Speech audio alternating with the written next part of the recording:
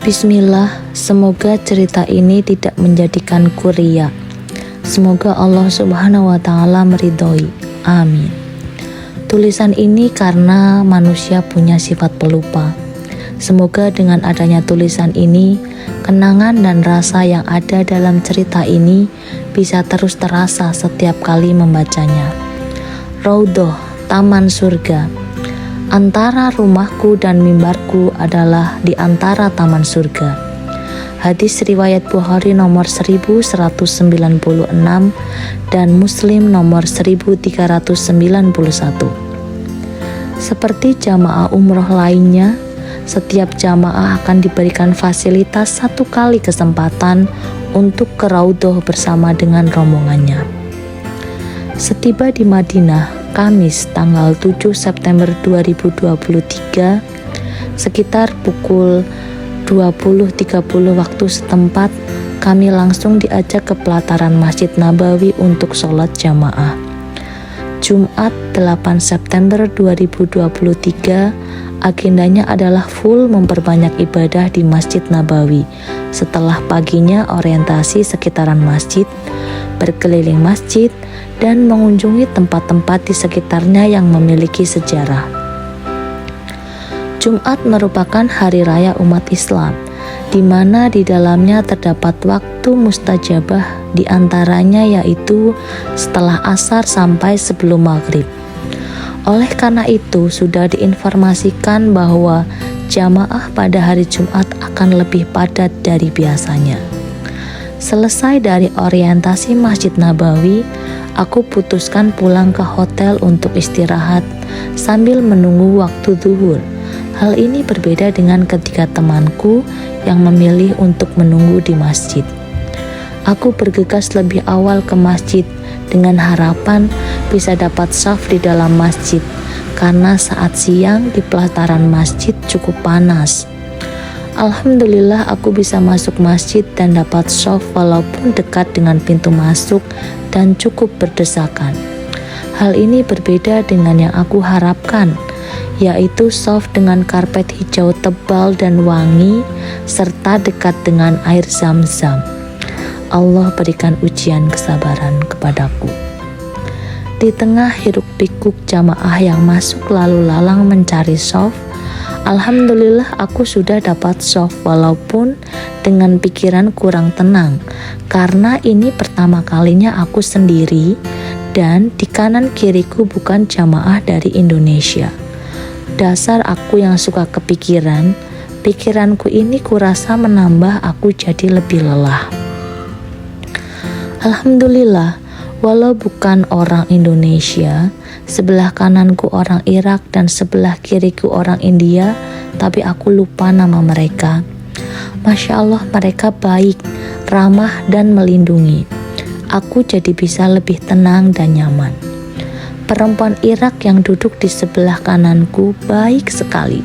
Walau baru pertama kali jumpa dan hanya sebentar, tapi rasanya seperti kakak sendiri yang akan melindungi adiknya. Dia sempat meminjam penaku dan sempat juga mencicipi hot choco yang kubawa. Alhamdulillah dia suka.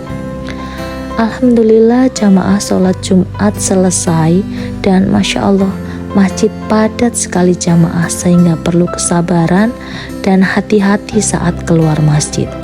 Aku balik ke hotel, makan siang, kemudian istirahat menunggu waktu asar. Asar alhamdulillah berjalan lancar dan aku memilih balik ke hotel lagi untuk menunggu maghrib karena jeda waktunya lumayan lama. Maghrib aku bersama ketiga temanku bertolak ke masjid. 2 temanku memutuskan untuk sholat di pelataran, sedangkan aku dan temanku satunya memilih untuk mencoba sholat di dalam masjid, walau kami tahu kecil kemungkinan bisa masuk masjid karena waktu yang sudah mendekati azan maghrib. Benar saja, aku dan temanku tidak bisa masuk ke masjid karena sudah penuh dan pintu sudah tertutup. Oleh karena itu, kami akhirnya sholat di pelataran masjid dekat pintu masuk. Tidak ada hujan tapi ada angin. Tiba-tiba aku merasa mual, badanku agak menggigil. Sholat maghribku tidak khusyuk. Rasanya mual, pengen muntah, badan menggigil seperti mau pingsan. Saat itu doaku cuma satu, semoga bisa kuat sampai akhir. Alhamdulillah aku bisa menyelesaikan jamaah sholat maghrib. Segera setelahnya aku berbisik ke temanku, "Mbak, temenin aku balik hotel, badanku gak enak." Alhamdulillah Allah tempatkan aku di sekeliling orang-orang baik. Temanku mengantarku pulang ke hotel. Sesampai di hotel aku merasa sedih sekali dan bingung. Sedih karena akan melewatkan satu kali jamaah isya, dan bingung mau minta ditemani siapa di kamar karena aku takut sendiri. Akhirnya aku meminta suami untuk ke hotel menemani, dan temanku kembali ke masjid walau sebelumnya dia sudah menawarkan diri untuk menemaniku. Sebelum suami sampai di kamar, pikiranku kacau. Umroh tidak sama dengan haji sehingga tidak ada dokter siaga. Nanti aku akan ke rumah sakit mana ini? Ditambah aku mendengar suara ambulans yang sangat jarang terdengar di sini. Apa aku akan dibawa pakai ambulans? Alhamdulillah pikiran-pikiran itu terlintas sesaat saja, karena alhamdulillah aku ingat untuk terus berzikir dan beristighfar. Sesampainya suami ke kamar, aku menangis dan meminta maaf ke suami karena mengurangi satu kali waktu sholat berjamaahnya di Masjid Nabawi. Alhamdulillah suami ridho. Berjalannya waktu, tubuhku terasa makin lemah, seperti tidak punya energi. Suami mengajak ke resto untuk makan, aku terpaksa ikut dengan lunglai. Sesampai di resto, aku pun tidak bisa makan di tempat karena rasanya lemas dan mual. Akhirnya aku bawa makanan ke kamar dan kami makan bersama di kamar. Aku hanya bisa makan sedikit waktu itu, kemudian aku minum obat asam lambung andalanku. Setelah beberapa waktu, aku kemudian berbaring dan suami memijat kakiku. Aku terbangun saat teman-teman sekamar datang. Hanya sesaat kemudian aku tertidur lagi karena masih lemas.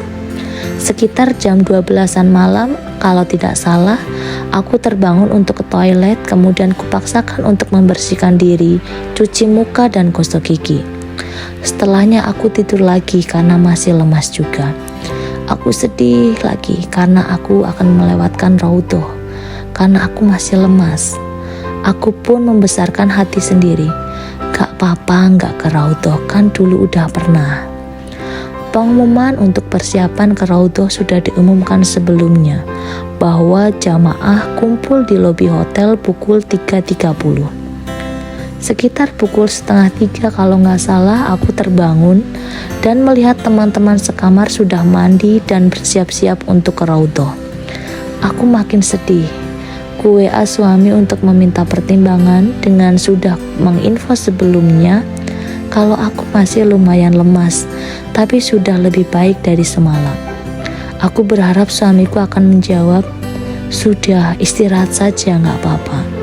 Tapi di luar harapanku, suami menyemangatiku untuk tetap ikut ke raudhah bersama rombongan. Suami bertanya, "Gimana badannya? Udah bangun belum?" Aku menjawab, "Udah bangun, alhamdulillah sudah lebih baik. Ikut ke raudhah apa enggak ya?" Suami menjawab lagi, "Alhamdulillah, Ayang yakin enggak?" Kemudian aku menjawab, "Ada ragunya, masih agak lemes dikit, tapi pengen ikut, aku bingung." Suami menguatkan, "Insya Allah kuat, kan ini malah ada rombongan, banyak yang bisa bantu." Aku pun menurut, "Ya tak siap-siap." Suami menguatkan lagi, "Yakin kuat aja, bekal dibawa." Aku pun mengiyakan, "Iya yang, bismillah, ini udah siap turun." Suami tetap terus menguatkan, "Bismillah kuat, aku bantu doa yang." Alhamdulillah akhirnya aku ikut bersama rombongan menuju masjid untuk kemudian lanjut ke raudhah. Kami sholat berjamaah di pelataran masjid dekat dengan pintu 37, pintu menuju raudhah. Jarak yang ditempuh dari hotel ke tempat sholat lumayan lebih jauh dari biasanya aku sholat, yaitu di pintu 9 atau 12. Sepanjang perjalanan tak henti aku berzikir, berdoa supaya dikuatkan dan dilancarkan. Tidak terasa aku menangis sambil berjalan, tidak percaya bahwa aku akhirnya bisa ikut ke Raudhah. Alhamdulillah bisa merasakan syukur yang sangat mendalam. Tiba di pelataran masjid tempat kami akan melaksanakan sholat jamaah subuh, kemudian kami menunaikan sholat sunnah. Selama menunggu waktu sholat subuh, tak henti-hentinya aku berdoa sambil menangis. Rasanya nikmat sekali, Masya Allah. Semua atas izin Allah Subhanahu wa Ta'ala. Badanku yang sampai tengah malam tadi masih sangat lemah, Allah izinkan aku untuk datang ke Raudhah. Namun ada sebuah kejadian, salah seorang temanku tersesat saat akan ambil air zam-zam. Alhamdulillah tidak lama temanku itu bisa berkumpul lagi dengan rombongan. Selesai sholat subuh berjamaah, kami masih harus berjalan lumayan cukup jauh untuk menuju pintu 37. Kami harus antri dengan banyak jamaah lain. Sabar. Antri pertama adalah sebelum memasuki pelataran pintu 37. Kemudian masuk di pelataran dekat pintu 37. Di sini menunggu lumayan cukup lama. Masih sambil menenangkan diri karena banyak menangis, tiba-tiba pengen telepon keluarga di rumah. Alhamdulillah bisa telepon sebentar dengan keluarga di Kebumen dan di Jogja. Akhirnya tiba giliran kami bisa masuk ke masjid yang artinya makin dekat kami dengan Raudhah. Alhamdulillah kami diberi masing-masing 1 botol air zam-zam oleh askar. Kami masih harus menunggu antrian saat di dalam masjid. Kemudian antri lagi tepat di depan Raudhah. Semakin dekat dengan Raudhah, mulut hampir tak henti berucap doa dan zikir. Air mata pun dengan mudahnya mengalir. Ya Allah, Masya Allah. Tepat di depan Raudhah, ustazah yang membimbing kami, membimbing doa dan mengajak kami untuk mengucap salam. Assalamualaikum ya Rasulullah. Assalamualaikum ya Sayyidina Abu Bakar As-Siddiq. Assalamualaikum ya Sayyidina Umar bin Khattab. Ustazah yang seorang mahasiswa Al-Azhar juga memberikan tips kepada kami agar begitu dipersilakan masuk ke Raudhah, kami harus menuju ke arah kanan depan karena arah kiri itu arus untuk balik. Alhamdulillah tiba saatnya kami dipersilakan masuk ke Raudhah. Sesuai tips ustazah, aku menuju arah kanan terus maju ke depan. Tidak mudah, perlu kesabaran, perjuangan, dan tawakal.